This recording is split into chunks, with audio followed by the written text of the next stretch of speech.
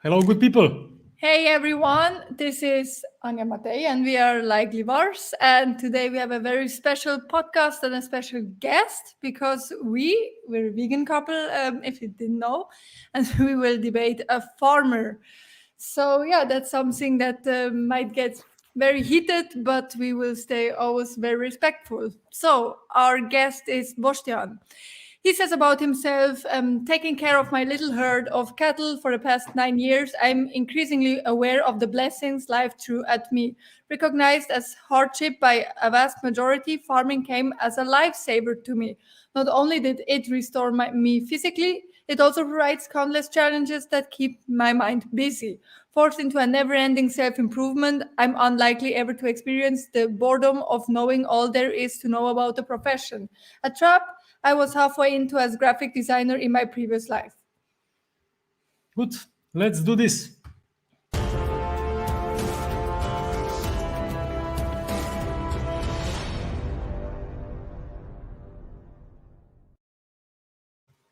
So, as we said at the beginning, this is going to be a debate. Boštjan, good evening. How are you today? Good evening. I'm fine. Been Nice to see preparing you. for this. Thank you. Nice to see you. By the way, we just talked before the podcast. We actually meet on the same day Yeah. in one workshop in Slovenia 3 years ago. Matej, me, and Boštjan. Yeah, Matej, me and Boštjan. No, Anja, me and Boštjan. Anyway, the thing is, if you're watching this podcast, please join us with your comments, your opinions, your thoughts. We want to know what you think about the topics we're going to talk about because, of course, we have pretty different opinions on some things. Although I believe we have the same ones, but our actions are different. But this is, of course, just my approximation. But the thing is, today we're going to start talking about farming and veganism. And I believe it's very important to talk about this topic because only being in our bubble and talking about veganism and expressing ourselves to ourselves and other people who think the same and are on our side, it's satisfying, but for sure not the thing we want because we want to spread this word and we want to grow. And of course, farming community is pretty similar. They want to grow as well. They want to do more of what they're doing and they're convinced this is right because, of course, somehow with tradition and habits and stuff like this, of course, we get into this system in that way, which we are all part of. So let me just say that, for example, I was also born in a farm. My father had a fish store for years. And I had an ex-boyfriend who was farmer as well. And which made me vegan. Well, not he, but the farm made me vegan. Yeah, So he had a dairy farm as well with 20 cows, so very small and local. But I could just see behind the scenes what's happening there, and that convinced me to go vegan and to inform myself more about what's happening there.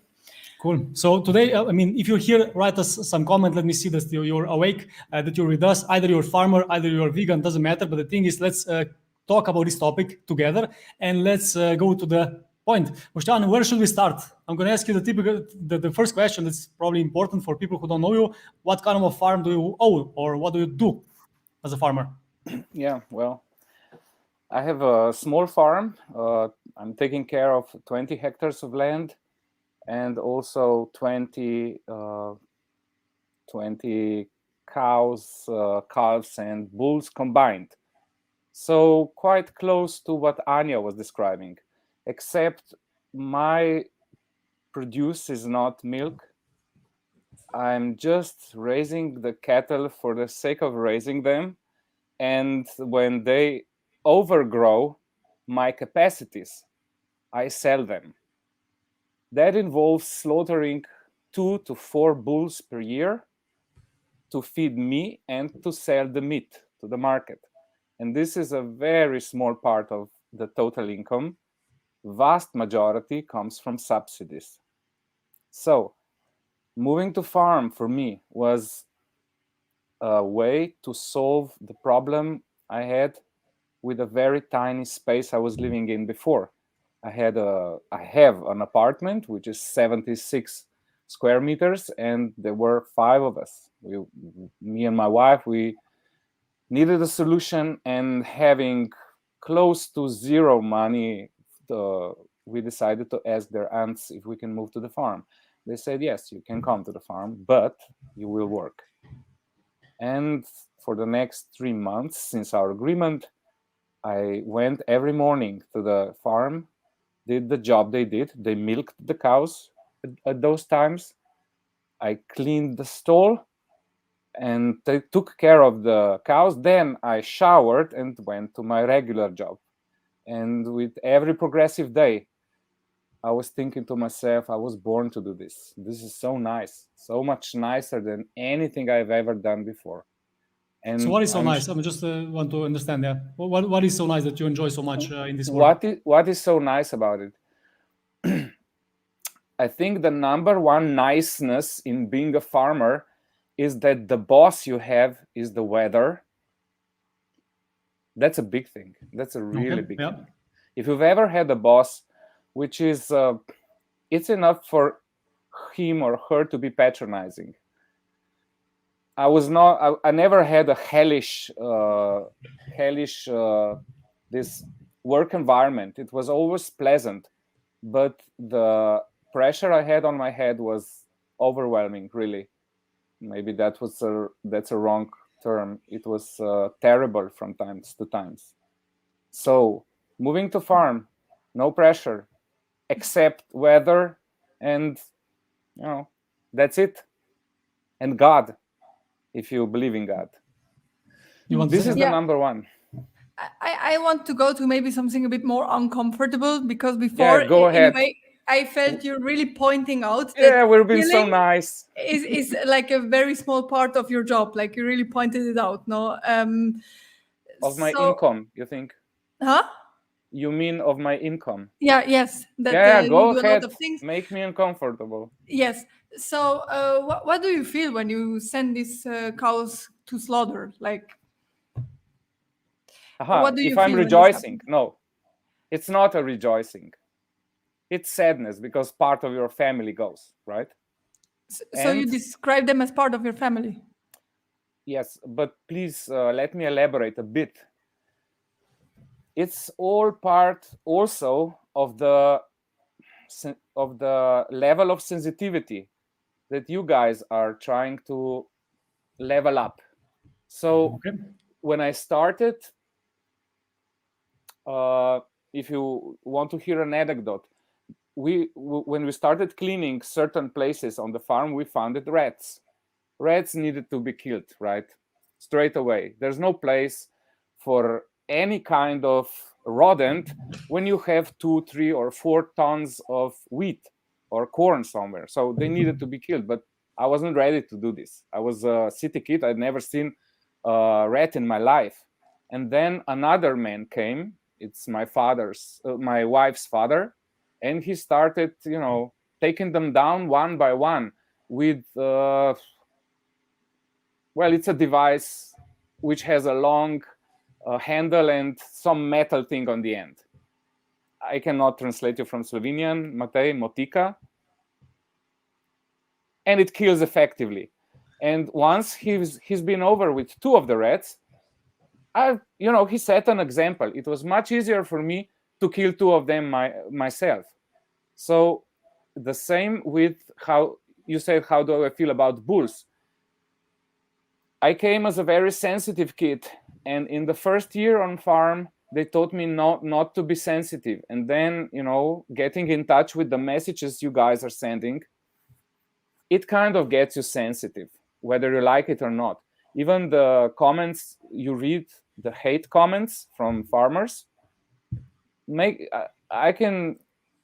I'm sure, absolutely positive, that even though they write you hate messages, their sensibility goes up, and they are a better, you are making a world more sensitive towards all life, and in the process, also making farmers more sensitive. I'm the proof. But can you elaborate a bit more? Because what do you think when you say sensitive? The farmers are more sensitive, and why do you think they are? Not and sensitive, because of what? What do you mean by I that? would be every time you kill a bull or animal leaves your farm, you earn money. So, for instance, so you should be happy. Earning money isn't something bad. But should be happy when you kill someone for that? Okay, go on. But explain. Yeah. But instead of this, you feel we as a family. It's not just me. It's also my wife, and especially the kids. The kids, they're sensitive by nature. They don't like to see anything go to death, right? They're I'm sorry to different interrupt, than- but let's think about this for a second, because I was born in a farm as well.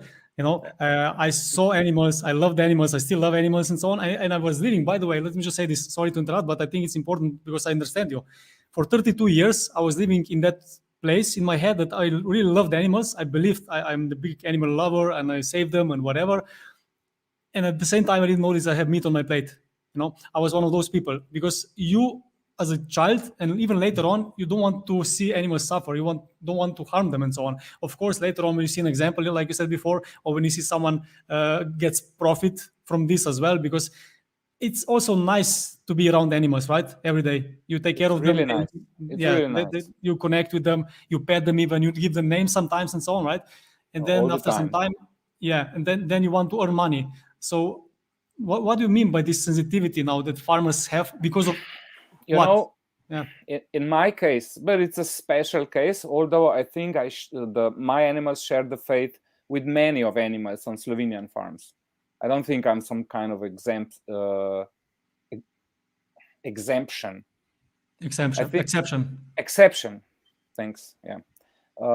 I think in many farms in Slovenia, small farms like mine, animals are family. You spend a lot of time with them, and it's, it would be silly to claim that there's no emotional bond. So I think there is. Once you cross the line of 100, animals, you don't give them names no more, and it's more of a business venture. It's more like industry. But small farms, I think every farmer has a true connection with animals. Is this the question for me? Elaborate, Anya. I have another question, because you say you consider them family, but in the same hand, you let them be murdered for money, for your living. How this doesn't go together? This is how do you justify this? Yes. Yeah. This is something you guys call cognitive dissonance, right? You're very well informed. This is cognitive dissonance. This is not what they call it. We didn't get this expression. We didn't invent it.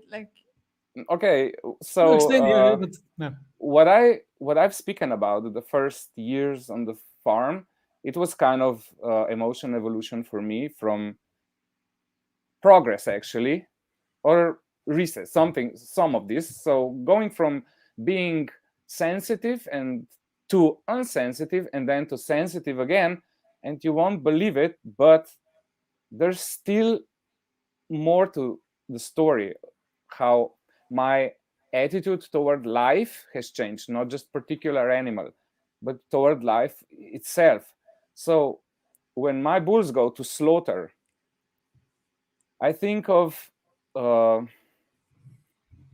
immediate is sadness, because I will be parting with one of my own, but also I'm happy that he left, his young in my stall. So part of him is still living. Yeah, but you kill him brutally. He gets harmed. It doesn't matter if his small is on your farm or not. For this being, it doesn't matter. Yeah. Do you know any deaths which are not brutal? Yes, I work as a nurse. Yeah. And so what kind of death would you prefer? Natural causes. Yes, I see deaths that are peaceful, where I can give these people love. I actually love being with people who die, because I can give them so much love in the process. I'm around them. I put their favorite scent, their favorite music. I tell them words of comfort, because the death is something natural. I have zero problem with dying as a nurse, but I have problem with brutal and violent deaths. I want to thank you for what you're doing. It's nice. It sounds really nice. However, I think the people you're talking about are over this threshold of hoping to stay alive. And I think this is what makes them the way you describe. Once you've come to terms with that and you're ready to accept what's coming. Of course, with bulls, it's not the case. They are not at terms with what's coming. They want to live. But you're taking away the life of a healthy being for the sake of money. It's different. But the question is, you can envision a better death for a bull than being put to sleep and letting all his blood out. I'm sorry, but would you say the same for your wife? I mean, sorry, this is a bit very uncomfortable question, but we need to put this into perspective because you know why? Because now we're talking about our feelings, how we feel about that, how you feel about that, and of course everyone has a different feelings about this, But when we are put in the position of victim, so if you would be a bull or someone that you love would be a bull in this metaphor, then we see things differently. Because, for example, many people can see this immediately different if you say, oh, if you would have the farm, let's say you have 20 bulls, right? And cows and the animals, let's say 20. Combined. Let's say that you have 20 dogs, Labradors. They're really cute, nice, not nice fur. They get used to it. You name them because they're less than 100. And then you talk exactly the same like you're talking now about bulls. You would talk about these pigs, these dogs. Yeah. I mean, it's immediately a bit different because, we're not used to that. And if you talk about people, then of course, even less. The thing is, we should be thinking from the perspective of, okay, what is the act and not how we feel about it? Because we can feel good about that. Of course, Hitler maybe felt really good about himself when he killed people or maybe exterminate some people and maybe some other leader as well. But this is not the point. The point is the act by itself, and also the victim. We should think from their perspective. And what do you think about these bulls can live for 15, 20 years, even more probably. And they're killed before 2 years, right? At 2 years. How do you justify these things? Honestly, I mean, because of course you were sorry to interrupt and talk so much, but you say that you were sensitive at the beginning, then you were not sensitive, now you're getting sensitive again. How you justify doing these things? So I am very sensitive, but the view I'm having is, I'm sorry, but it's all-seeing. So I'm not focused on particular event. A life will be put to end with the bull going to the slaughterhouse. But what has this life achieved, So this is the widened view. And let me just take a moment to go back a bit when you said with Labrador retrievers. I think what it told me was that you do not understand the level of connectedness, the connection I have with my cows, because there is no difference between cows and the dog. I have a dog and I have 2 cats. But apparently you don't have enough connection. Wait, Anya, please. Sorry. I think I am even sadder when a cow dies or a bull than I was when my wife, ran over a cat with our car. It was an accident. It was a young cat. It died immediately.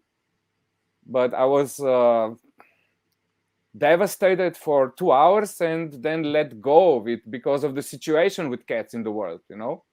The population is out of control, to say the least. So why cry over a cat? I mean, also the population of people are out of the charts. Why cry over a man? Thank you. That's a good point. Yeah, I'm not crying. I'm not I'm not really a typical, I think, a typical victim of your reasonings.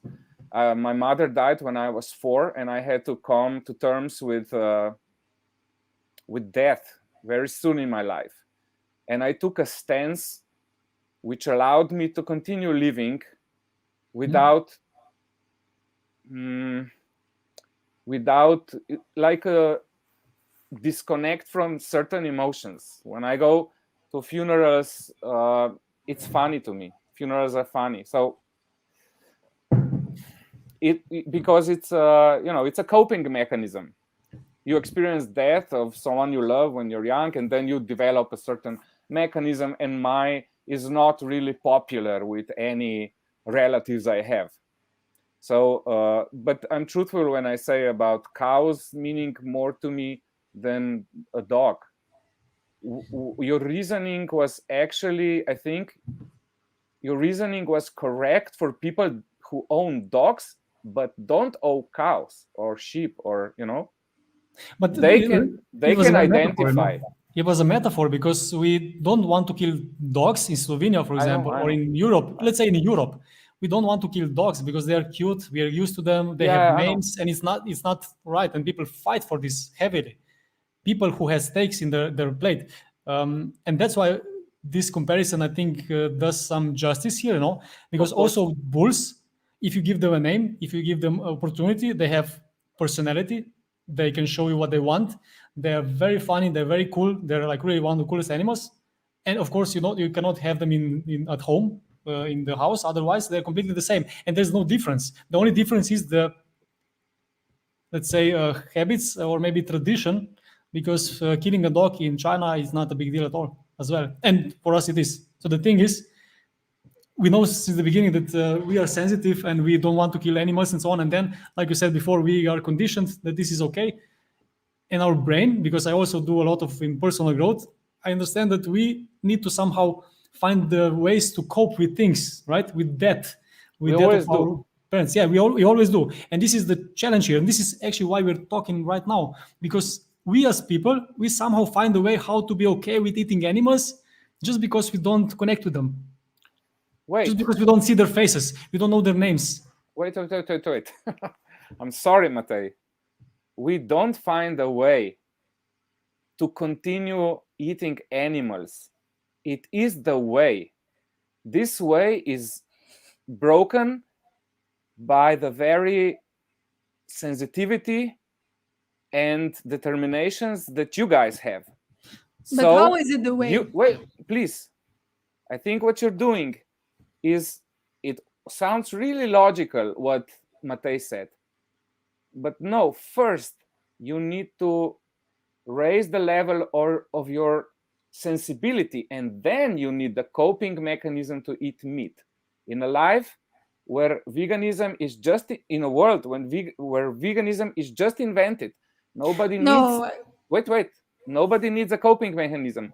First, you need. You do. So I'm sorry, Boštjan. You said before yourself you were very sensitive as a kid, and even before when you started with raising bulls, you were very sensitive. And then you had to develop things that you say, oh, this is okay if the bull is suffering or he's dying, Yeah. or if I'm eating him. And this is the coping mechanism I'm talking about. Same with my ex-boyfriend. He had to kill cats when he was like some years old, and his brother, he was all the time crying when he had to send the calves to slaughter. And his father said, "Hey, crying is okay, but do it when no one is watching."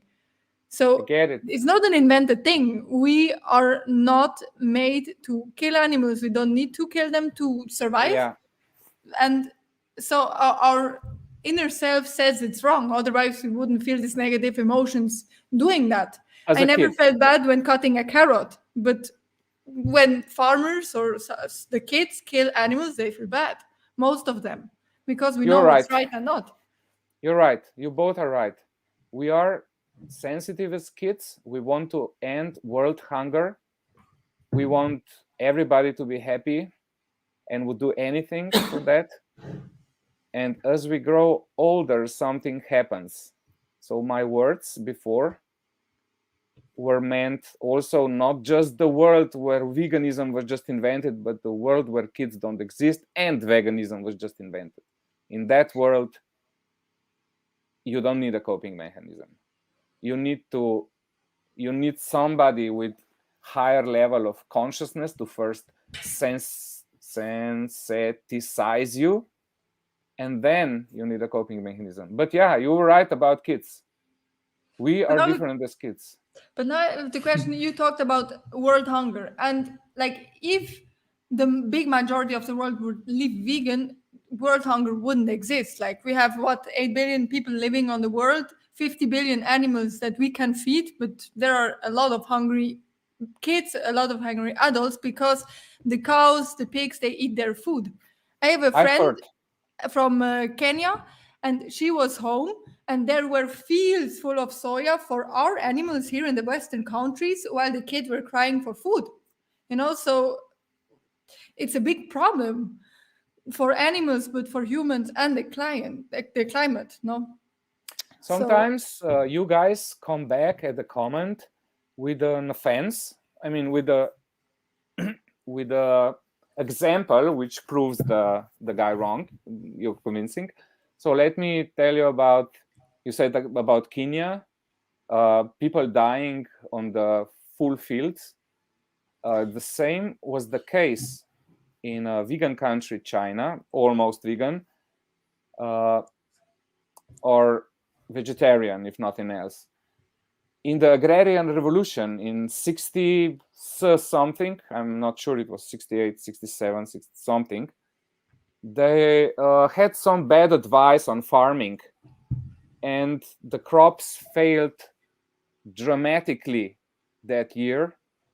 But it's a communist country, so if they had a deal with Beijing to send this and this amount of rice to Beijing, they had to, and everything was collectivized. There was no, nothing was personal belongings.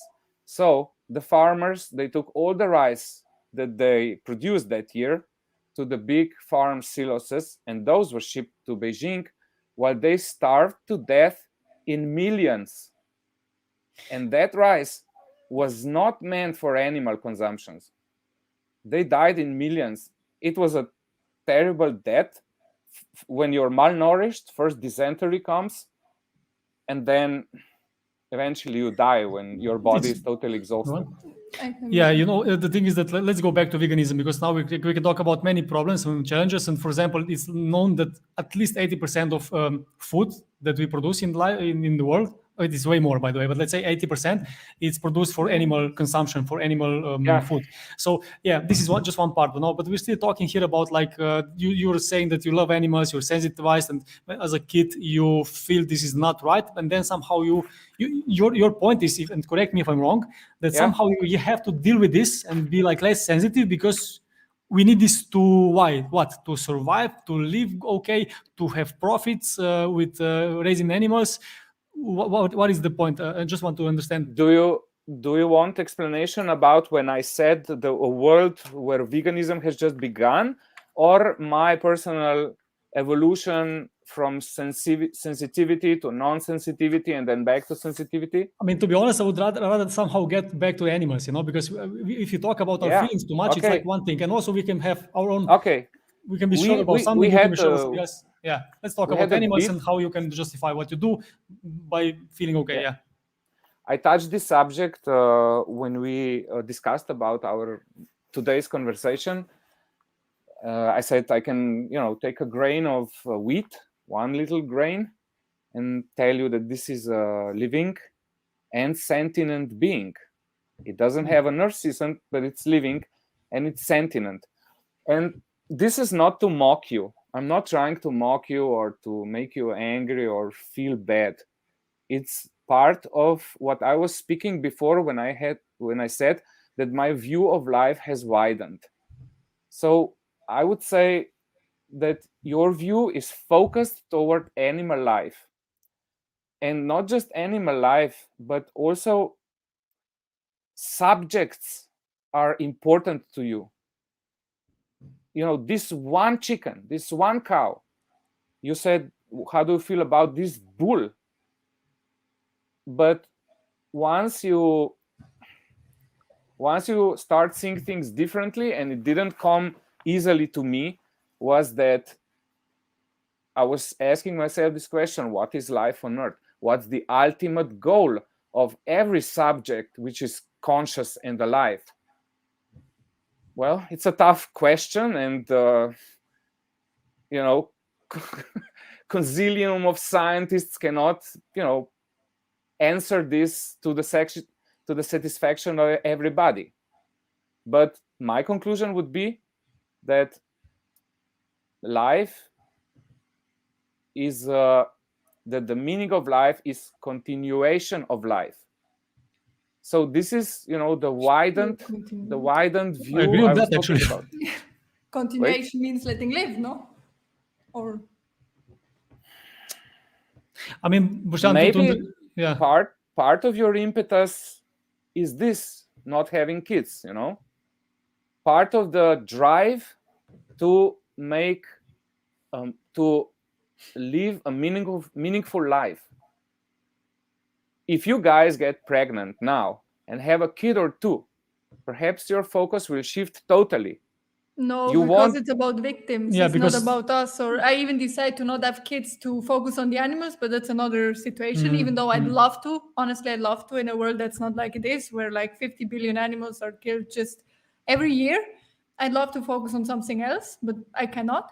But it doesn't have anything to do with the animals. No, if I have kids or whatsoever. no. Of course, your attitude towards animals would not change, but the amount of online what's this today, events would diminish because you would have other priorities. And when kids would be yeah, 5, I see where you're going. Of course, we have more focus on animals and veganism and what is right and wrong because we live in this bubble, and you have more focus on other things. But it's not the point now, because we're talking now about, like you said, if I understood correctly, that even straw is a living being, even a not tree is a straw. living being. A straw is not a living being. A crop, sorry, crop, or I don't know, A carrot. a carrot. Not just a living being, it's living. No, carrot is not this. It's a living sensitive being. One seed. Not carrot is not a seed. Carrot in the next year will make seeds. But would you then compare the seed to your wife? Wait. Like from the I'm not trying, capacity to feel. I'm not trying to force you to rethink life. I am illustrating my widened view. This is what I'm doing. It's all. I'm not trying to convince you anything. It happened one day as I was harvesting wheat. And I had these vegan debates in my mind and was thinking about certain arguments that are hard to dispute. It sounds like you are totally right, and there's nothing I can say to make things my way. You are absolutely right. And then I was harvesting wheat, and I was thinking to myself, what's the difference? In the spring or in the autumn, depends on the kind of wheat. I went here, I had 180 kilos of living sensitive beings. I put them into ground and waited for them to sprout. I nourished them, I waited. And in August or in June, depends on they gave their young. And I'm killing them all now just to feed me or just to feed my animals. But I will select a small amount, let's say 300 kilos, to plant next year. And then this occurred to me. Wait, all forms of life on planet Earth are fighting for supremacy, all of them. We won at the moment. But guess what? So did all the domestic animals. They're the winners in the race for living space. Human and all the domesticated animals. And this is also a strong argument you have against agriculture. You say, this is how much people are on Earth, and next to this is how much cattle, and they produce this a lot of methane and destroying the planet. And these are arguments that you have, and I will not try to dispute that. I know too little about the subject. Yeah, but these are the things that we can debate, But I have actually very strong argument about what you just said, Please. The thing is that you're saying that all living beings are wanted to live, and we, of course, are winning and so on. And let me be completely honest. We cannot live in this world without harming others, even us vegans. Without harming. Yes. We, let's say, kill apples. We put down trees. We, eat carrot and so on.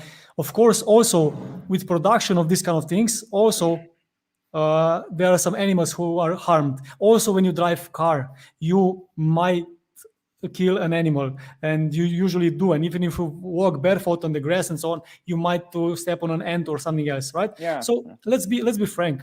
This is thing that is happening. And if we're gonna talk about these things, that let's admit this is true, but this is not what veganism is about. Because I also did not understand this before, because this was my argument before I was vegan. Honestly, I was like, hey, but you cannot really be 100% vegan, so why even try? Yeah. But veganism is not about that, Boštjan. I don't know if you know this, but veganism is about causing the least amount of suffering That's completely unnecessary. And if it's unnecessary to eat animals to be healthy, to survive, or for a good taste, then I don't see a reason. Of course, I see a reason because of tradition, because of people who I know eat them, and they gather together in these groups, and they eat this together. It's a nice traditional thing and so on. And this is the only thing that I can think of. But then again, if you go back to this sensitivity that, like you said, then we all know this is wrong. And of course, we cannot really change our mind because it's so much deep, so deep inside us. But you know why we don't do this? Because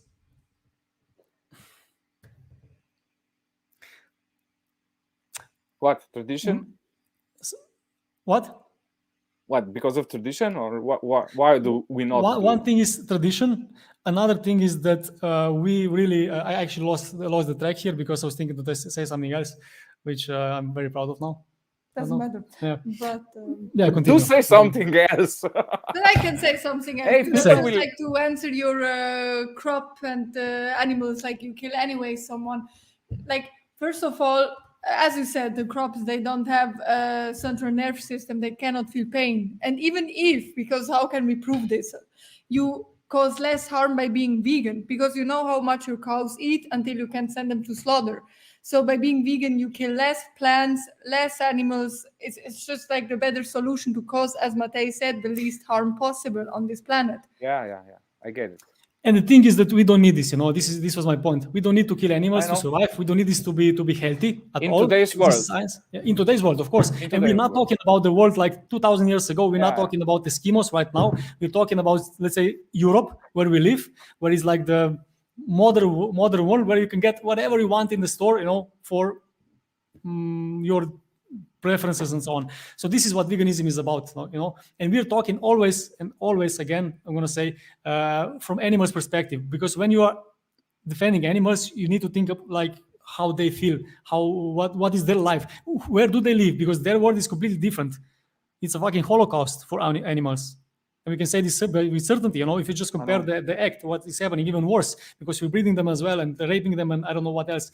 But the thing is that we don't see this, only because one reason. This is what I was trying to say before. We don't see this because we are emotionally, of course, disrupted, and we feel about our feelings. We think about our feelings, how I feel, how do other people around me feel, how is the tradition now going on and so on. But we don't think about, if I would be the victim, if this is not necessary, why should we do this?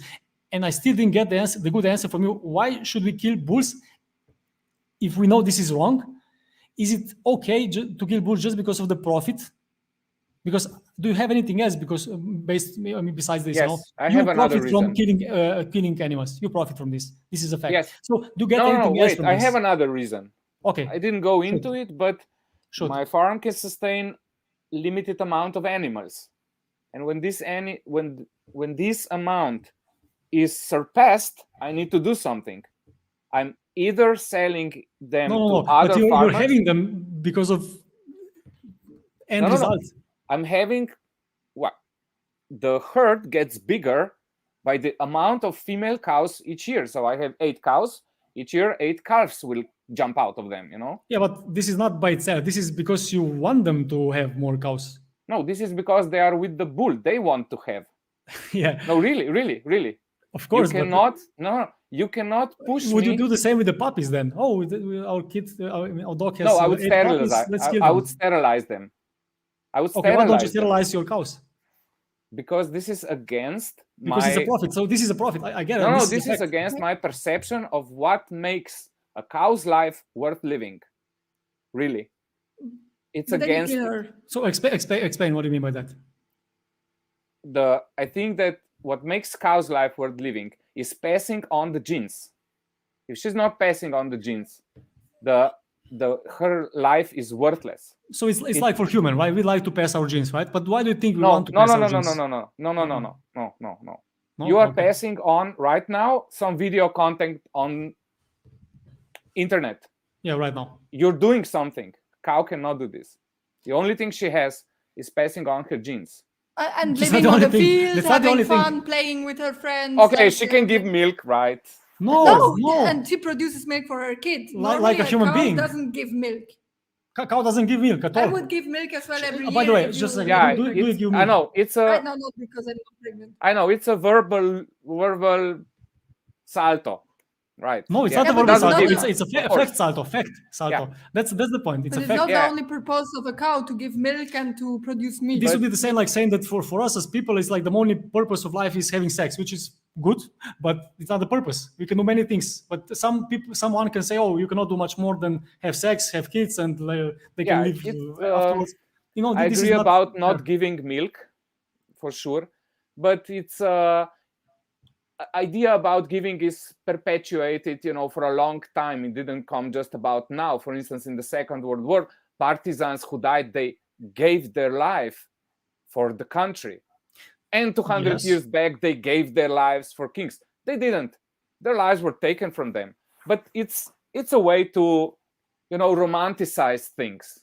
So it's a figure of speech, verbal salto, but still, yeah, you're right. She doesn't But give milk. The milk is taken by No, but the either thing the is, farmer or, in my case, the let's cow. just go through this because we went away now from this. You say that I said that you have cows to profit from them, or you said there's something else. And I didn't get you finished. So what else is beside profit? Why is okay to kill animals? This what you written here is profit or reason to exploit sentient beings. It shouldn't be, but in my case, it is. Okay, you said shouldn't be. Let's focus on exploiting this. Why shouldn't be then? Why it shouldn't be? Yeah. Because it's written in the way it's written. It's not written like. How you see? Because you see this is a word puzzle. It's not about word. It's fact. It's a fact. Yeah, it's the way it's written. No, but it's a fact, right? You wouldn't have animals. Tell us. Would you have 20 animals and also these 8 cows, and every year you put them together to have more cows because they want to reproduce? Would you have them without having profit at the end? No. I would have two cows because I like them and I really love them. I believe you. Have them, but I wouldn't sterilize them. I would still probably, with no bull around, there wouldn't be no calves. But yeah, it's a way of living for me, and I cannot lie. Yeah, this is the way I make my living. I won't say it shouldn't be a reason, but it's still the way you put things. You but could you know ask that you me, have other options.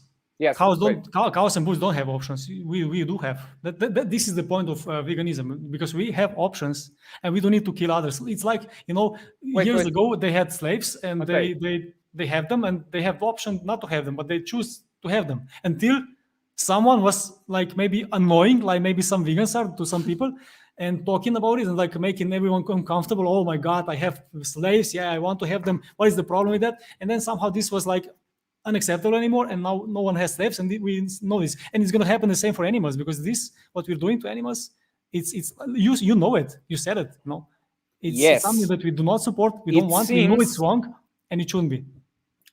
It seems in the evolution of man that this should happen. The similarities you vegans draw between oppressions of various kinds and oppression towards animals are undeniable. You cannot say, How can you not say this? What? How is this not comparable? No, it's not deniable. Okay, I understood. Yeah, comparable. It's not deniable. So, sorry. Okay. Yeah. No, he knows. You cannot. And it seems like you're completely right about oppression towards animals will one day be seen as harsh as it is oppression towards, please name it, Jews or slaves, gypsies, to us today. Black people. It gays, seems witches. all the logical, dot connections are there, but that still doesn't make it true. Why not? No, really. Honestly, genuinely, because I'm interested. 2 words: human nature. Tell more than 2 words.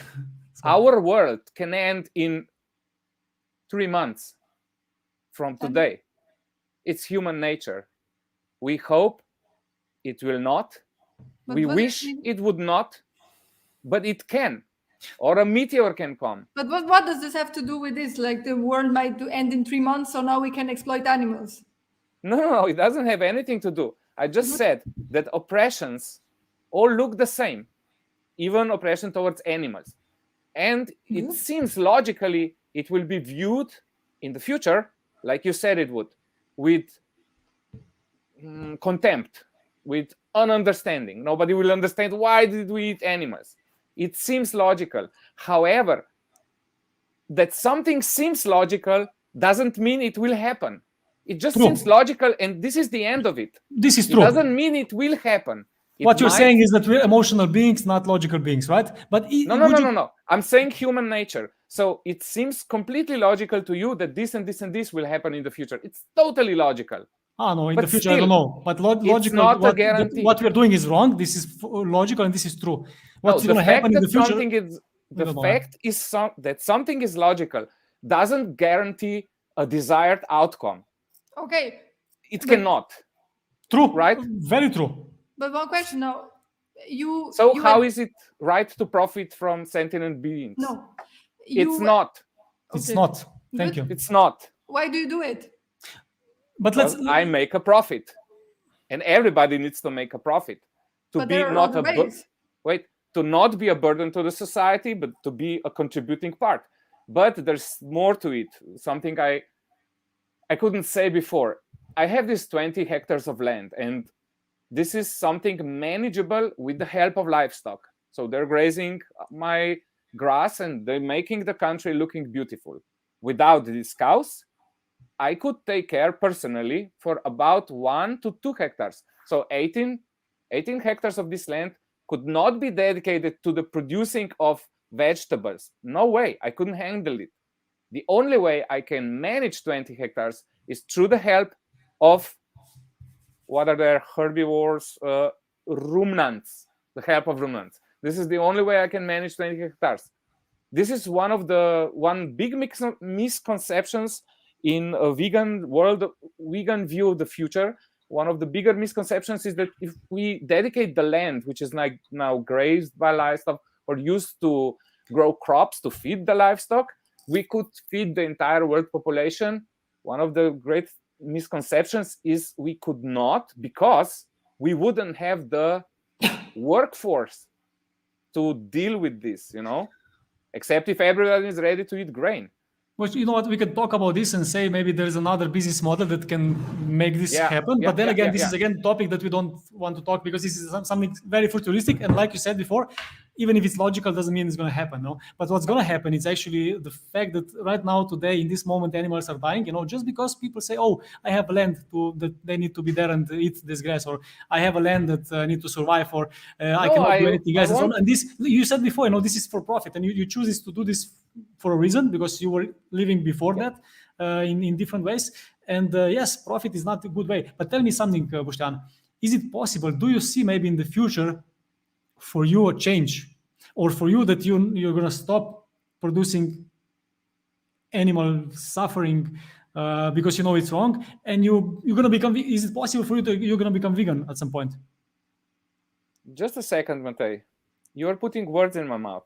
I'm not causing any animal suffering. Of course you are. You kill them. This is not opinion. Where's the suffering in killing, Anya? I'm really sorry, but this is not opinion. This is a fact. I mean, no. We discussed about this before. But if someone would kill you, okay. No. I know what is the challenge. You think because they are like 700, or let's say 699 days, they don't suffer. No, not this. One day they go to slaughterhouse. This is still not suffering. No. The way they die is not suffering. Why is not suffering? Have you think about how you would feel if you would go in the slaughterhouse? You see other bulls before you get slaughtered. You are put in some chamber. They shot you, and you know what happened? Many times, Boštjan, you know this. They shot the bull in the head, and he doesn't even die. Many times, of course, he doesn't. Yes, but many times he doesn't even die. This is a fact as well. And they hang him in the one leg, and then they cut him when he's still alive. And this happens, you want it or not. Of course, not every time. It's terrible. It's terrible to see. It's terrible. Yeah. Not to see, to experience. Exactly. I wouldn't. You say this is not producing violence. I mean, this is, because if you send them to slaughterhouse, let's talk about slaughterhouse just for a little bit, if you want, because slaughterhouse is not the nice place that you send the bulls to process. You send the bulls to be in the horror, terror. I don't know what else word do we have, because if we would experience this as people, your claim, Matej. I cut the other day my finger. It was fucking painful. Like, I was screaming in the apartment. Oh my goodness, my finger. So imagine if someone would cut my throat. Are you okay? Matej, And now it's okay. Anya, what you said now. First, you illustrated how horrible it is. And then you said, how is it not suffering? But let me compare what you just said. Did you know that a certain amount of people are born without limbs, 1 or 2 limbs? Yes. Yeah. Okay, now let's jump to the way things are not, just like you jumped to the suffering of bulls. So why would you want a kid when they are born without limbs? You see the... This is different. This is different conversation. No. Watch out, because some people, There's 0.01% of people who are born with either small limbs or not limbs or something. A very small percentage. But this percentage might correspond, if you did a thorough study, with the percentage of bulls which are miskilled and killed terribly, And now you say, how can you put a bull to a slaughterhouse when he dies like this? It's the same as if I would say, how can you bring a child to this world when he's not going to have any limbs? It's okay. I see. You really focus on this. Statement. Yeah, I see. You focus on this. What I said, that what happened to some of them, right? This small amount. But let's say the most pleasant way to go to slaughterhouse. Let's think about I'm a bull named Nico. I don't know. I would want that. I said this before. I would want when time comes.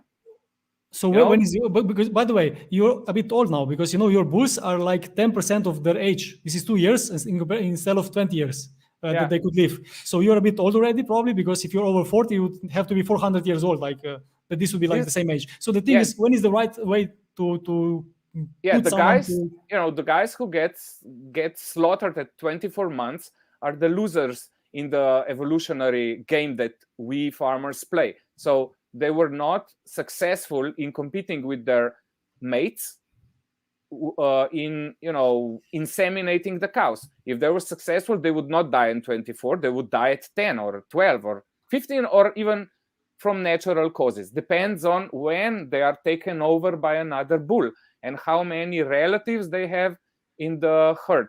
You know where I'm getting at. The ones we kill are not those which are for breeding purposes. They lost. But the bulls they fight, like me and you would fight for, let's say, all the population of Switzerland. And one of us will get to inseminate everything. And the one who doesn't dies.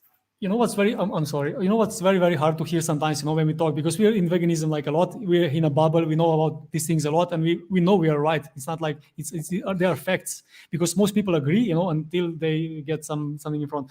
But the thing is that what you're saying is like idealistic world, and you're talking about like, what is this? Slavoj Žižek is doing what? Philosophy. You're talking about something that's going to be different, and how can it be, and how bulls are fighting like we would fight, like Napoleon would fight someone else. This has nothing to do about veganism. Right now, in this moment, we either support animal cruelty with having bulls for profit to kill them at the end, or we don't. And you can easily live without this. And this is my point. The point is, I could live without breeding bulls or cows. I could live without that. Wow, okay. But wait, Matej, this is not the same as to say I could live without cruelty.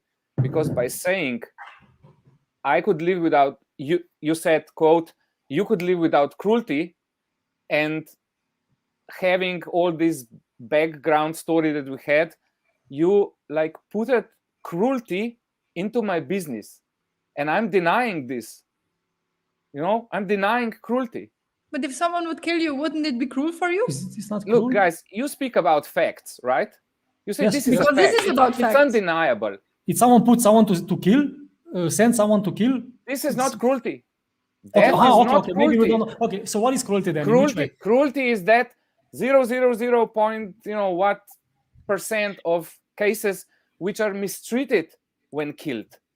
Okay, but let's talk about, like I said before, what is the best way to go to slaughterhouse? You said you would like that. So you would like to go. The best way, I was totally amazed when I saw a Swiss farmer do that. He says, this was before I was introduced to veganism and all the. Anyways, he said, I know it's a huge stress for these guys to just leave the herd.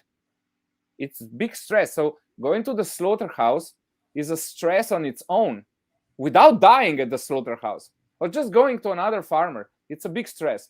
So he devised a plan in which he put at a small house 6 feet above ground level, and he shooted with a sniper the bull intended to die.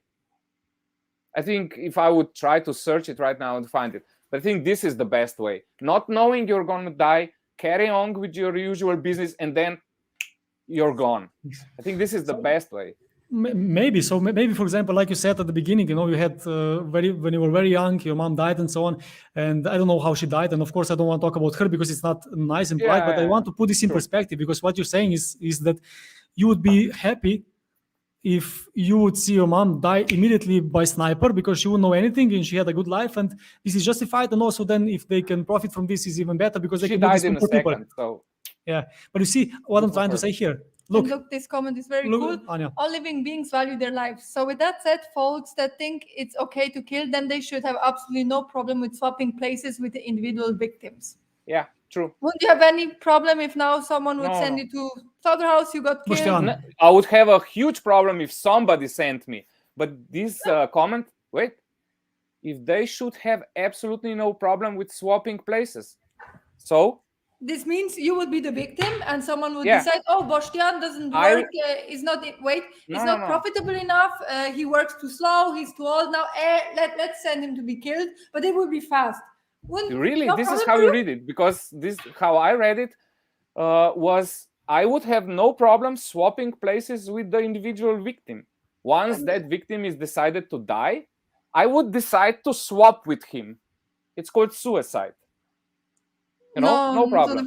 Yes, of course. But it's good point, because now you have a choice, and this would be a suicide. But if you don't have a choice, it's what happened to bulls. And if you would be in these shoes, you have no one else but vegans. Let me say this again. I would absolutely oppose somebody deciding that I need to go to the slaughterhouse right now. But I wouldn't have a problem deciding for myself.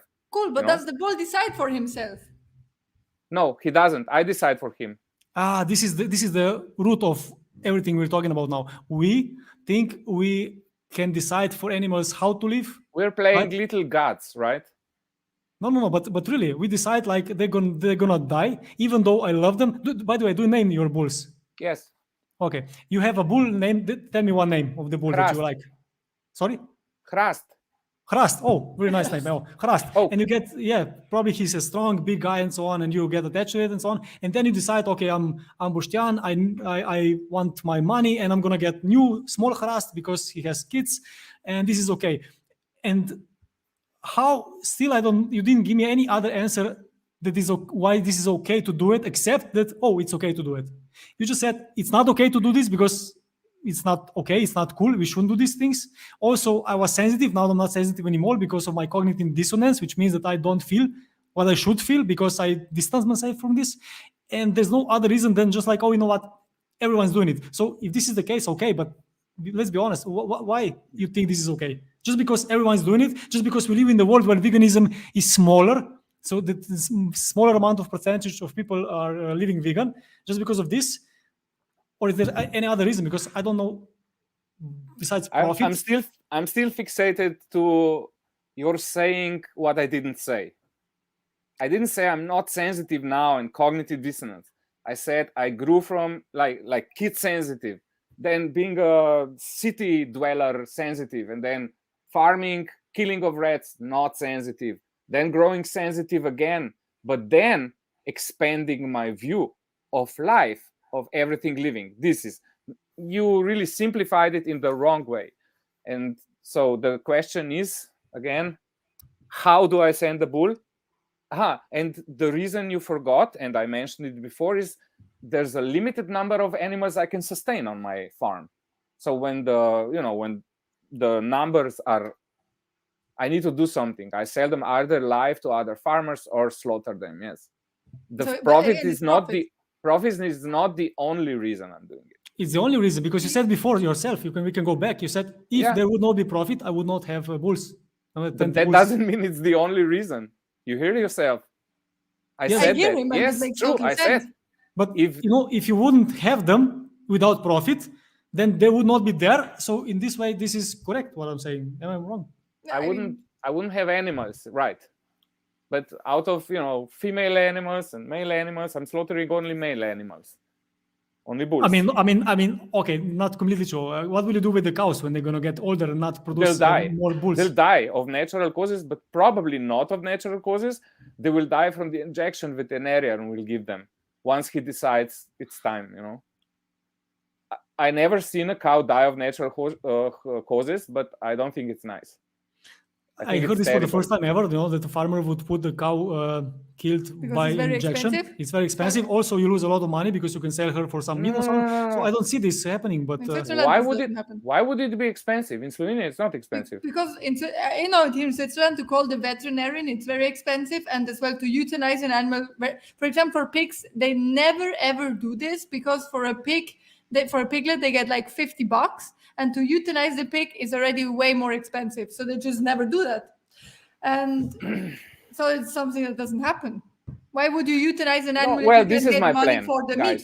Exactly. No, but wait, you can get money for the meat. So why call a vet that puts an animal to sleep and then you cannot use him anymore? Of an 18-year-old cow, you will get money from the meat.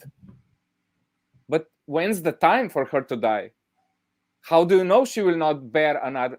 Do you know what's the fine? What happens when you take to the slaughterhouse a cow that has a little calf in her? You get fined. You get fined, meaning you get to pay. You must pay some money. And still, it happens in Switzerland. It happens. My ex, they did this. It happened. The reality. What happened?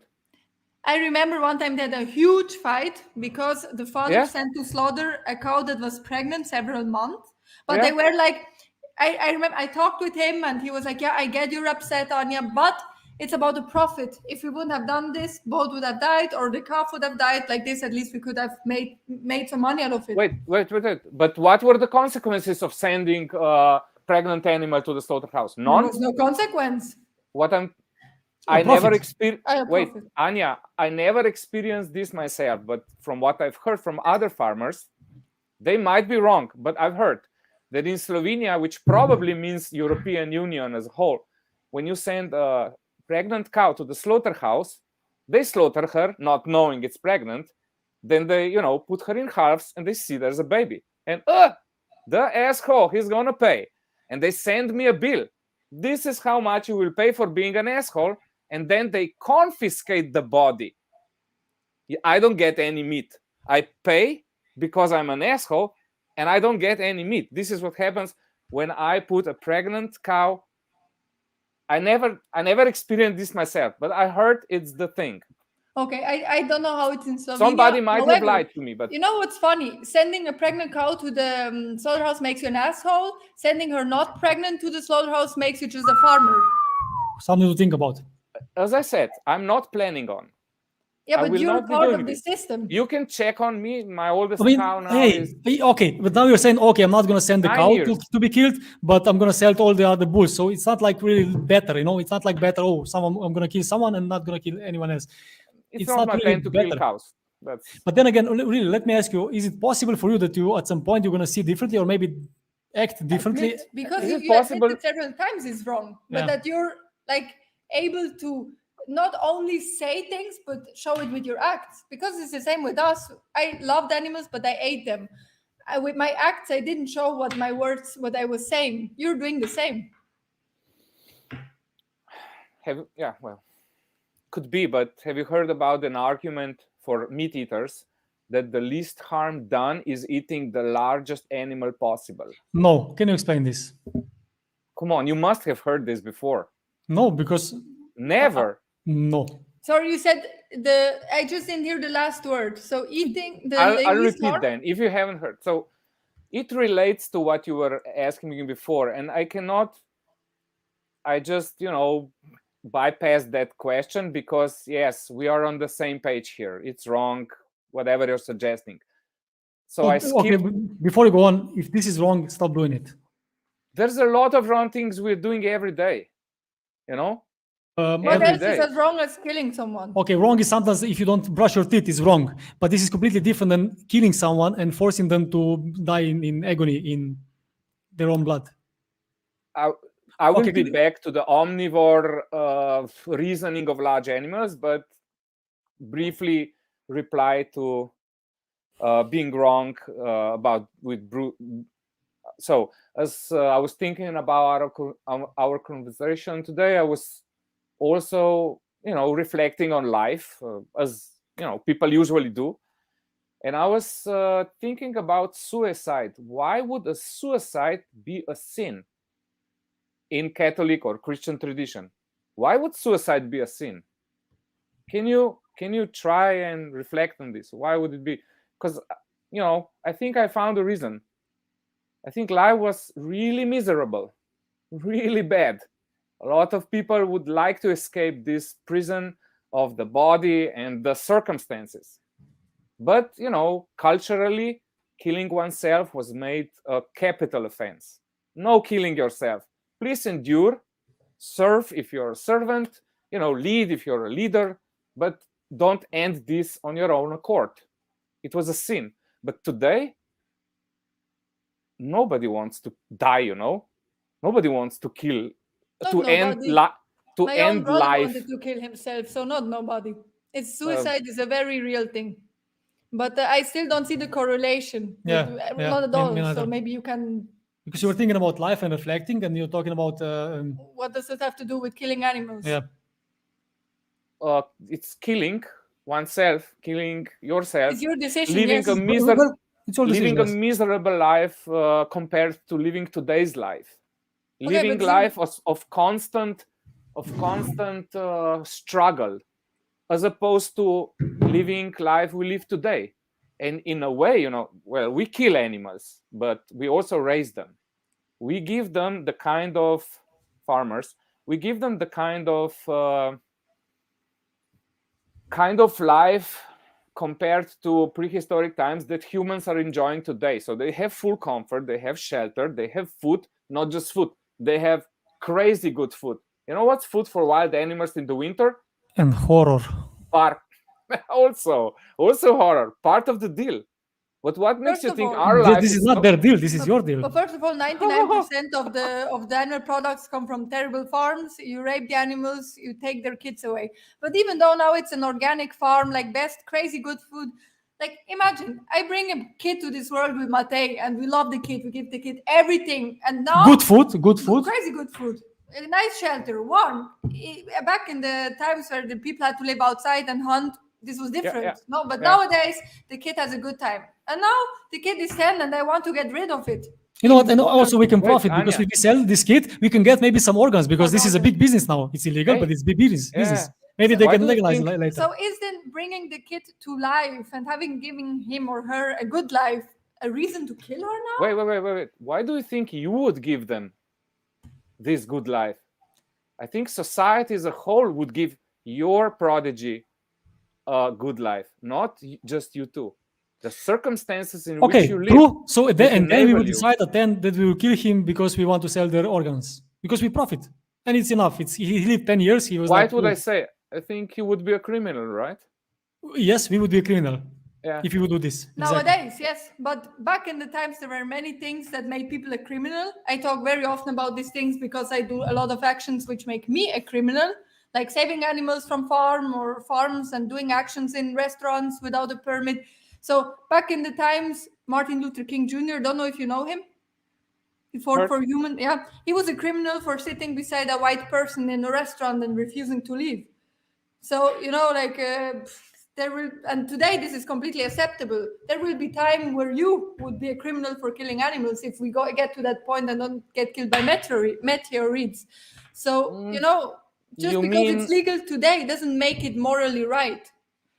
Right. This is something we haven't touched yet.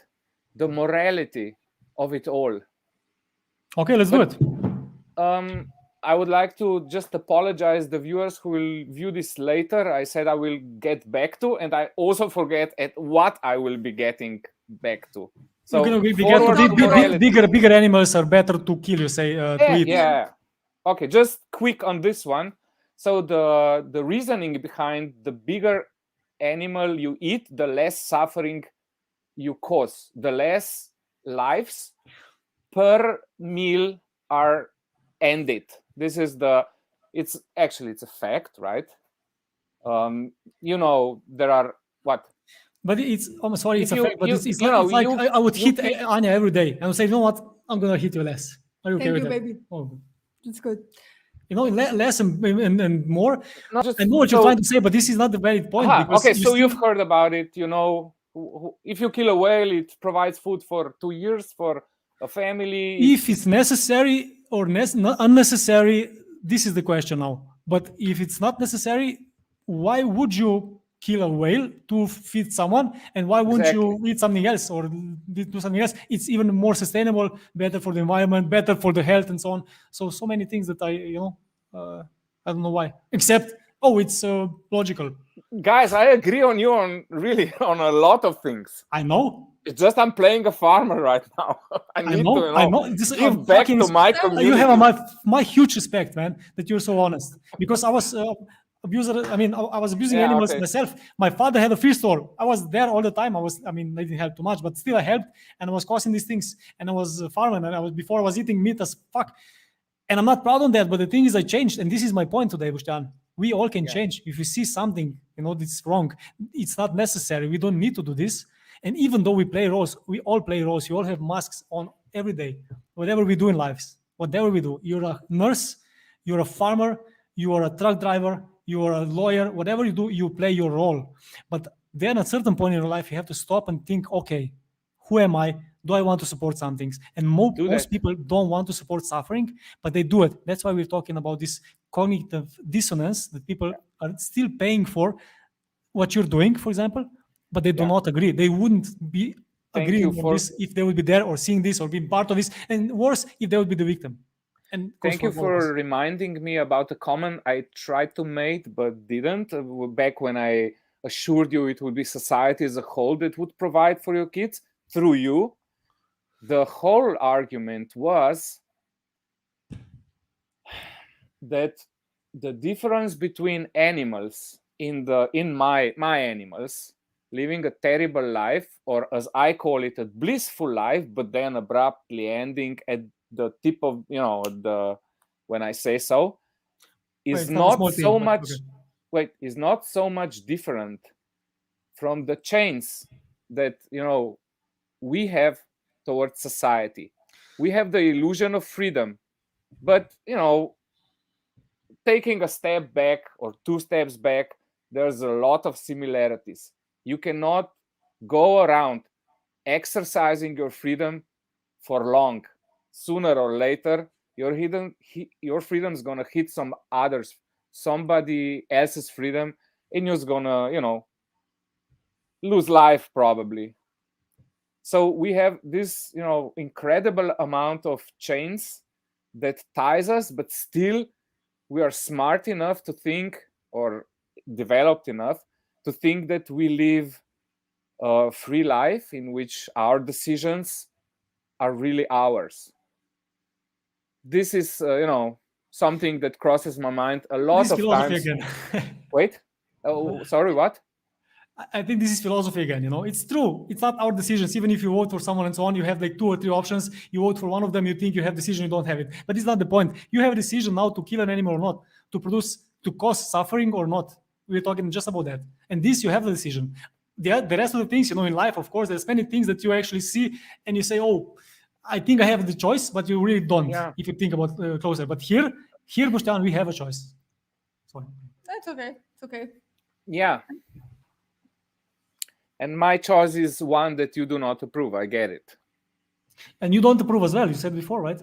And this is my point. I know how hard it is. I do not take it lightly. It's my decision. So, would be really wrong. The question was put in such a way that I could not disagree. But I'm not killing. I'm not sending animals to slaughter and taking it lightly and enjoying this. It's not the case.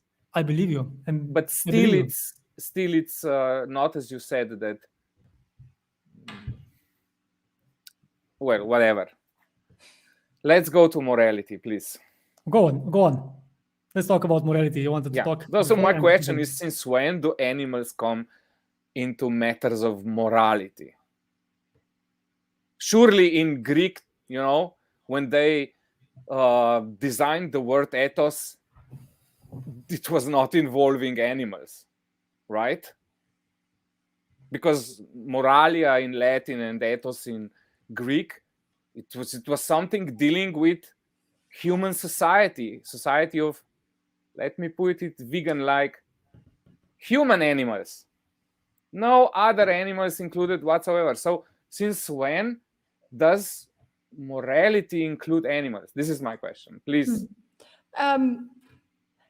Because animals are sentient beings too, just as us. I mean, there's, for me, no point to philosoph over a word like morality and be like, okay, are animals included or not? Like, we as humans, we have the capacity to decide beside wrong and right.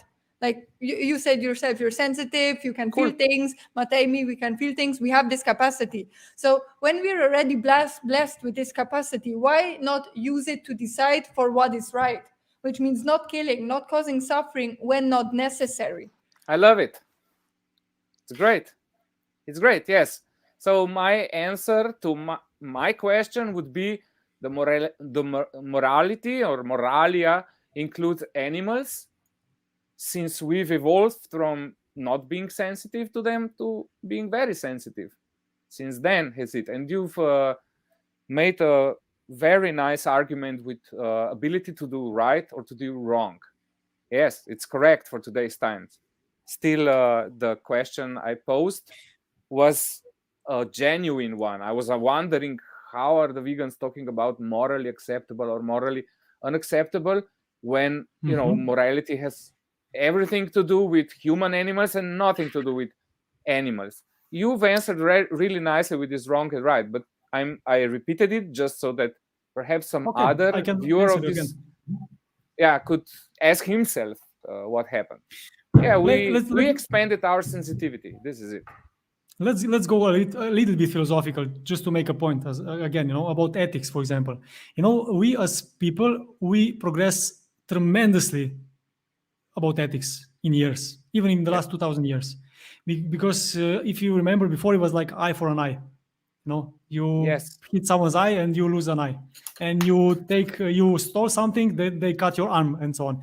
And we had so many these unjust and unfair and uncool things, that were not like, it's not like apples and apples. And of course we evolved, and we are evolving very fast, and we're getting more and more ethical. Hence, we're lacking on some things because we are living in a society that we want to be part of, and we want to agree on things. And it's very hard to change our habits. But then when we're talking about ethics, let's not talk about 2,000 years ago or 10,000 years ago, or I don't know, in 50 years. Let's talk about now. Right now, we were talking about animals, and we have pets. We have nice wild animals that we love to see, love to pet, even I don't know if it's possible to get in contact with some bird or whatever. But the thing is that we know that, it's a nice animal. We get connection, like you said before, with cows, and I'm sure you get connection with other animals as well, because animals can get connection. Animals has personalities, even if you don't think so. Even chicken, rabbits, kangaroos, whatever, they have personalities. They're like me and you. They're different, completely different. And of course, we don't want to harm them. If you met a rabbit, this is now funny thing maybe for some farmers. If you met a rabbit and you get to know him in a month or two, we have now Sylvia, for example. I love this rabbit. I never had a connection with a rabbit before. We had a saved rabbit at home, and I'm crazy about her because she's so special with her attitude. And the thing is, we know that why would I kill her? Why would I cause her harm? I want her to be happy. I want to give her food, shelter. I want to give her a pet if possible. I want to give her something that she's going to feel good about it.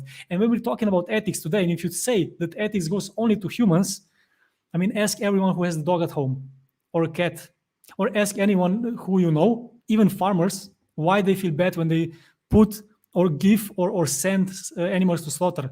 Me and Anya, we met slaughterhouse, not the slaughterhouse workers, but farmers in front of slaughterhouse who were crying because they sent these animals to slaughter. They didn't want to. They were living with them for 2 years. They had a let's say, good time. They were petting them, giving them names and so on, and then they have to kill them. They're terrified. They don't want to do this, and they do it. Why? You tell us why, Boštjan.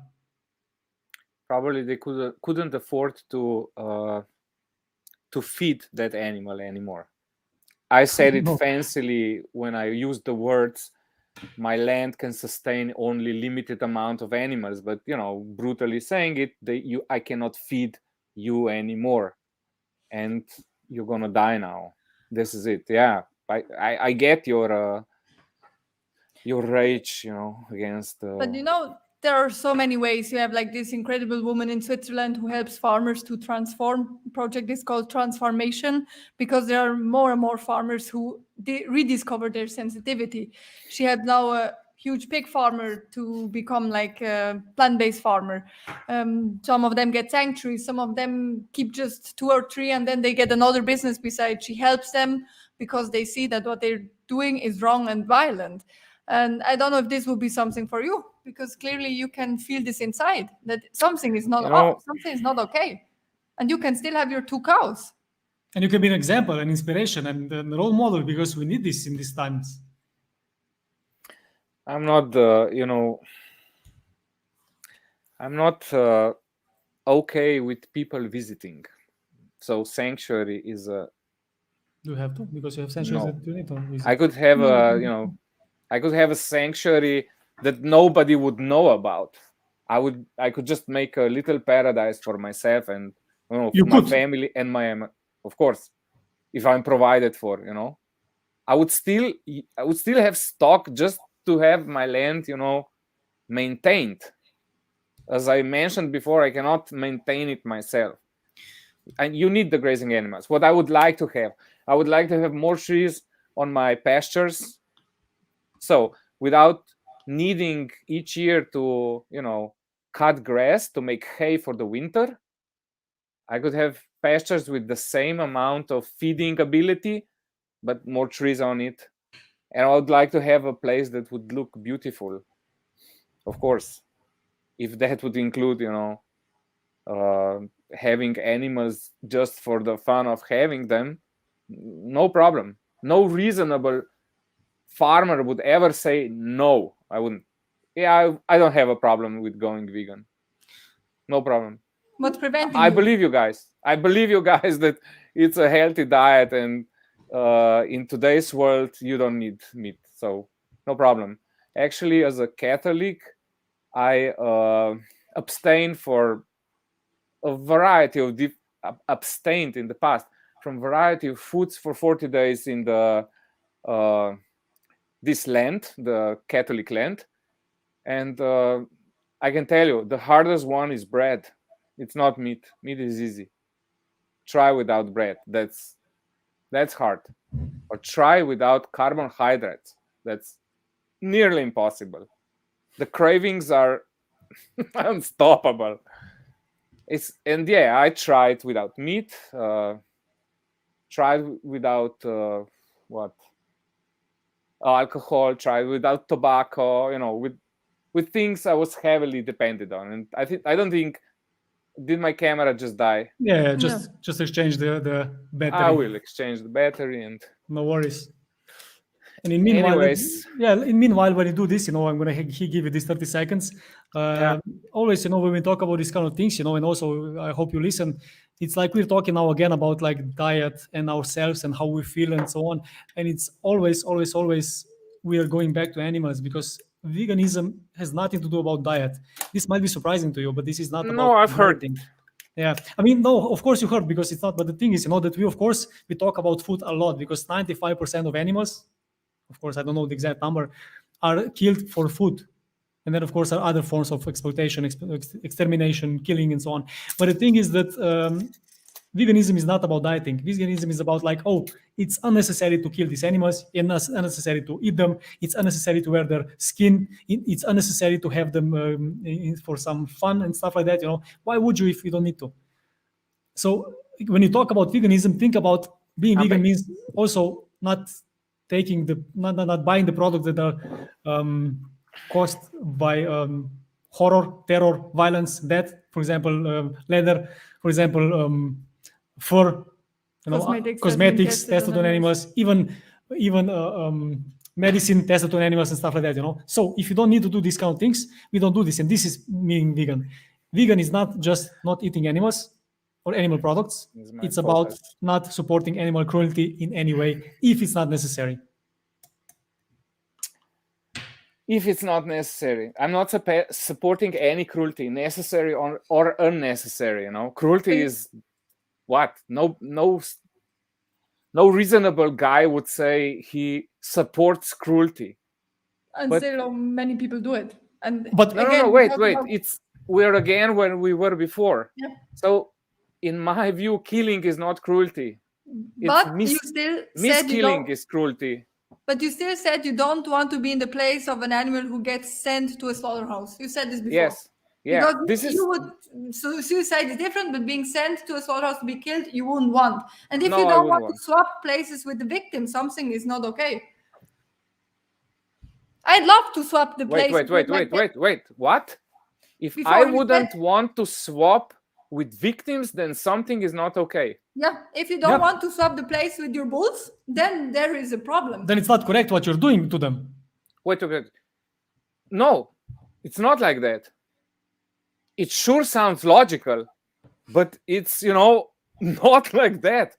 Anya, if you don't want to, what was it? Take place. To swap places? If you don't want to swap places with your car, then something is wrong. With my car? Yes.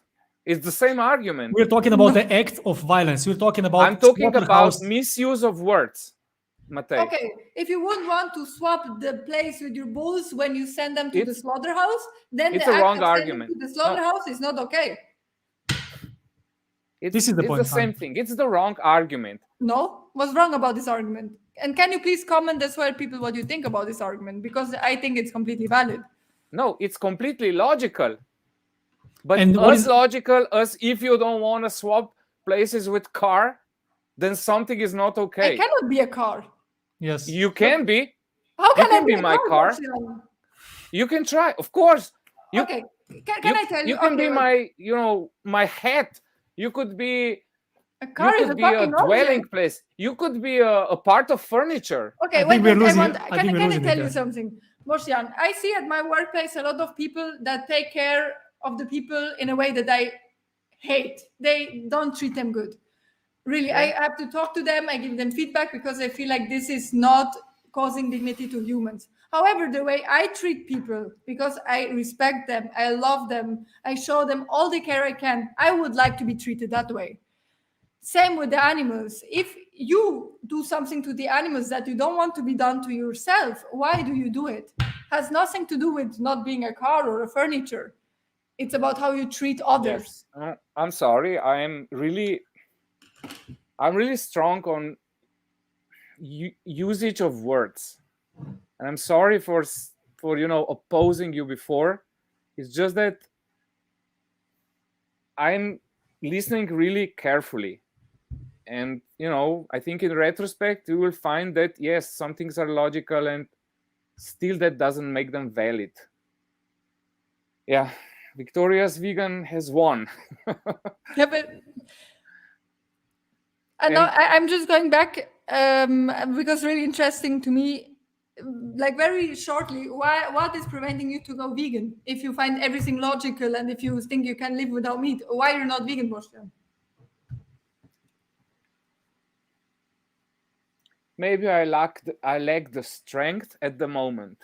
It takes some certain kind of strength for that, right? You need some strength. What kind of strength are you talking about? Strength. Personal strength. If you commit, you should be able to go through this commitment, I said I will be live with you at 19 hours today, but it would be really stupid to not show up. If I decide to go vegan, I should stick with that. So it takes a certain amount of courage and strength. You think it's hard to be vegan? No, I think the transition demands a certain amount of strength, and the answer to would you go vegan is yes, I would.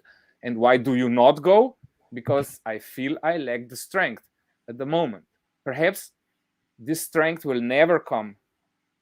But it's also, now that I've used these words, strength, it's also perhaps I don't see it as much as a virtue as you do, So once you see veganism as the ultimate virtue, of course you have the strength.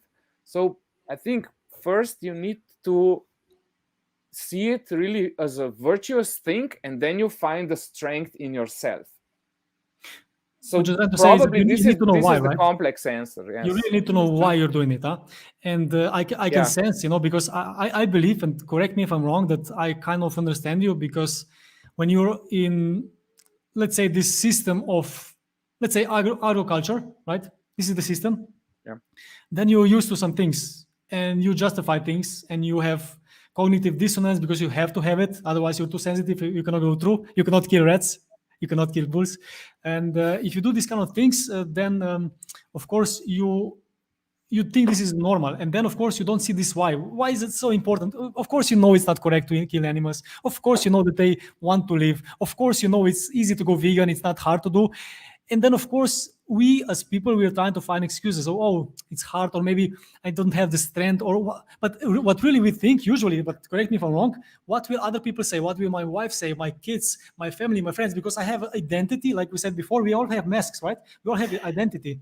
What will other people say? But then again, we need to understand something else, that change is always hard. And we as people don't like change. But the thing is that when we change to better, it's always good. If not short term, it's always better long term. Not because of others, but because of ourselves. Because if we listen to ourselves, if we do what we believe in, and if we are a role model for ourselves and our kids, this in long term does so much better than the other way around. I left my boyfriend back then. Not only, yes, him not being vegan, him exploiting animals, this hurt me every day. He became vegan afterwards, which is amazing. He still is, but has nothing to do with that. I lost a lot of friends because they kept rolling their eyes when I ordered my pizza without cheese in the vacation because I was vegan.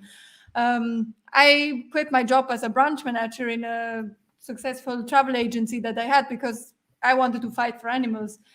And then on long term now, I do what makes me happy. I'm a successful activist. I inspire so many people, and I found the fucking love of my life because I found someone who believes the same than me, who feels the same than me, because I was staying true to myself and my feelings.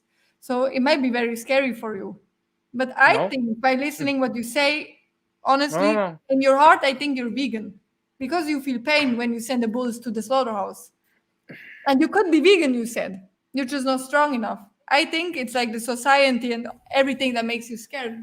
And the solution is, look, there's plenty of vegan in Slovenia, and also we help people and so on. This is not because we want to win this conversation, Boštjan. Listen to me carefully. This is not. I'm not trying to win. We want to be better, whatever. We're not better because we're vegan. We're better. Our actions are fucking better for sure. But the thing is, that we, as a community, and also people who want to do something good and better and so on, we want to help as well. So you will always get help, a lot of help from people and so on if you're going to decide for this. Not only you, also other people who are watching. If you're a farmer and so on, contact us, contact someone else. You're going to find the solutions and so on. We know people who can help you we know transition. People, to transition the farm, to transition yourself and so on. What to do, we have all the solutions. The obvious thing now is only why. Yeah. And you would have to, of course, you look at yourself in the mirror and say, okay, we were talking with these people. I agree with most things.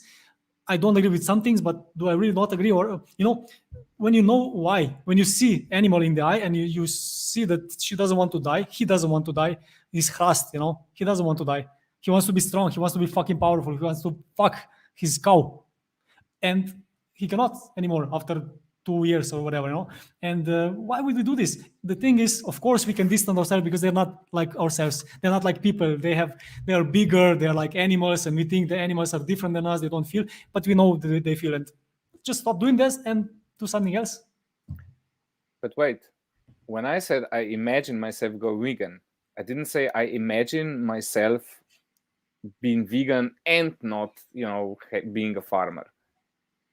It would be much harder for me to abandon farming than to abandon eating meat or animal products. There's a difference. And you touched it at the beginning of the reasons, the strength. Now, I really like this the complex answer I gave you? Yeah, I can imagine. It's not my dream, but It's animal's dream.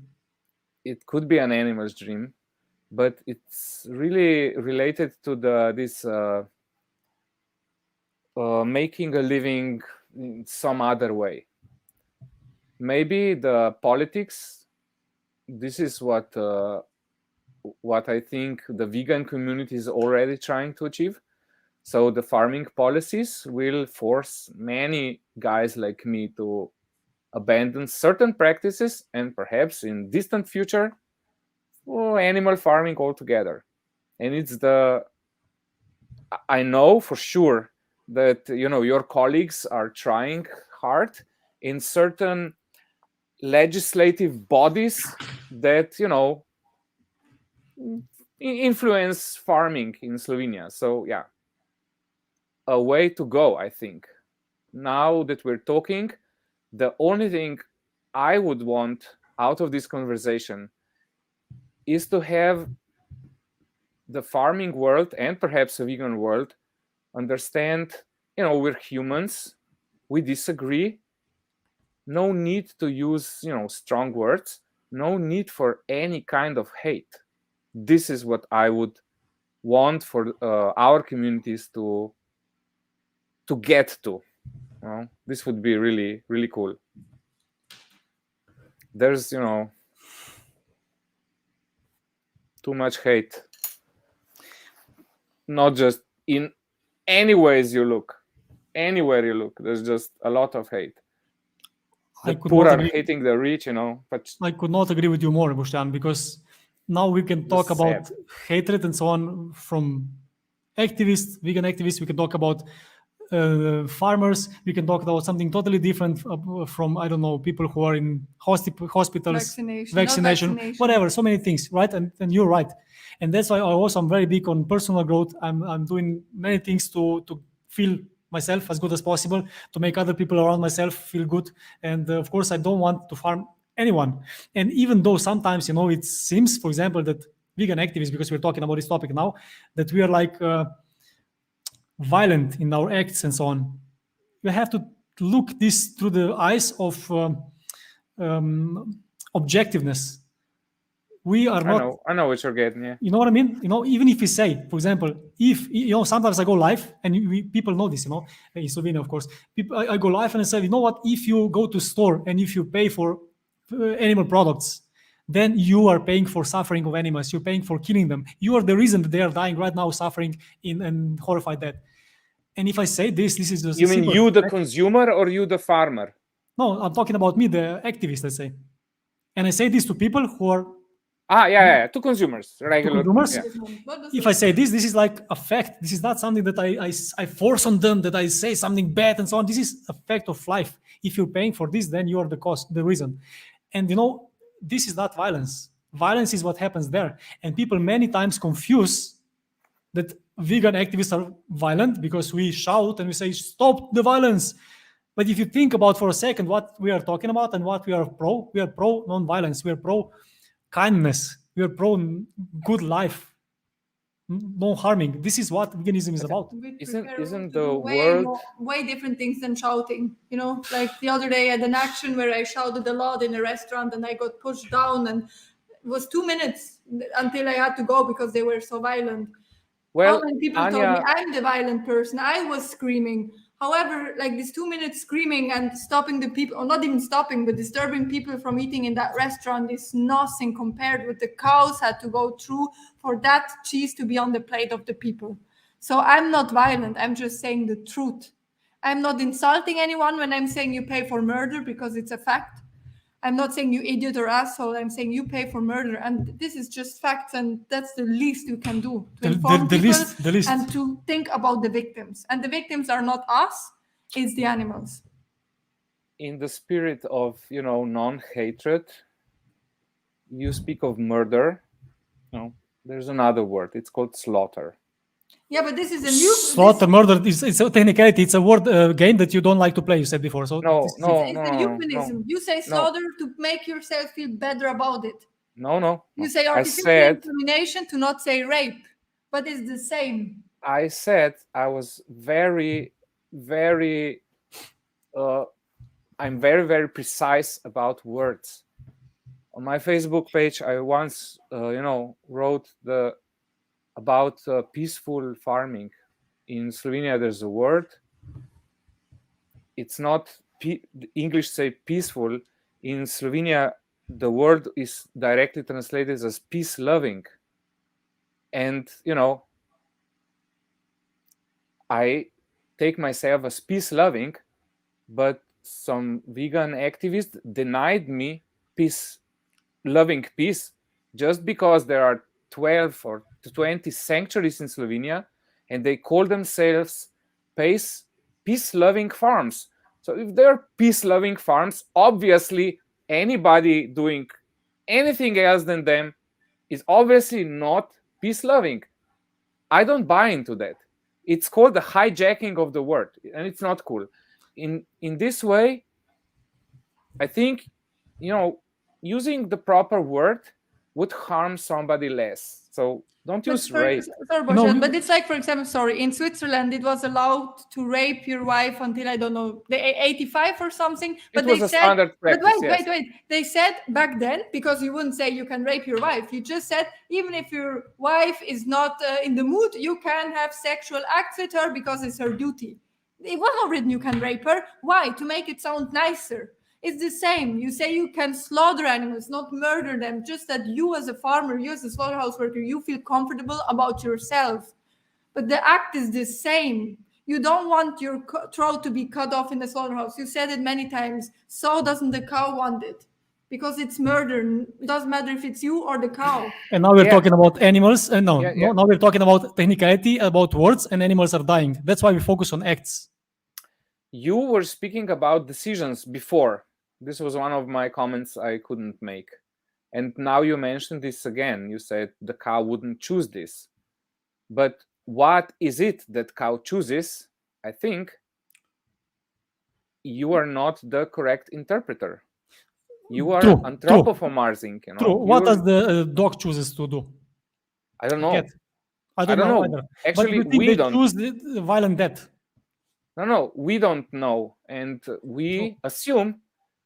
They are so like us. They're in so many ways. They eat like us. They're their bodies are designed similarly to us. They have feelings and everything. And then we think that their decision making probably is taking place. But maybe it's not. Maybe there's no decision making. Maybe they're just acting on impulses every and each time they do anything. But still, you said the cow would not decide this. In a conversation with Alex, I said that there are cases where cow decides to die. She decides. Yes, there are cases when she's tremendously suffering or something like that. But do you really think that the cow would be like, okay, I'm going to the slaughterhouse, I want to get my throat cut off? No, she would not. But my point was, maybe she's not making any decisions at all. Any.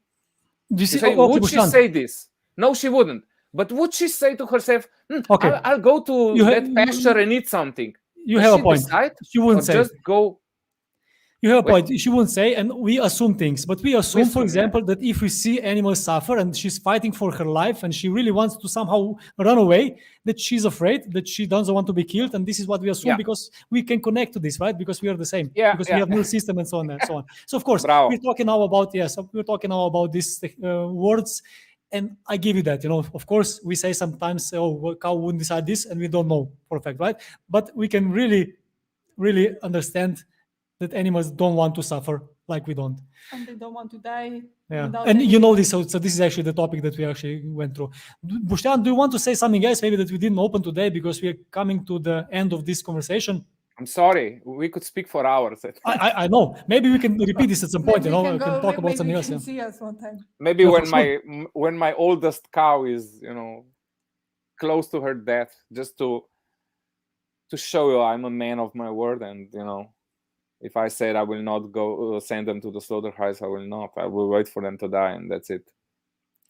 So okay.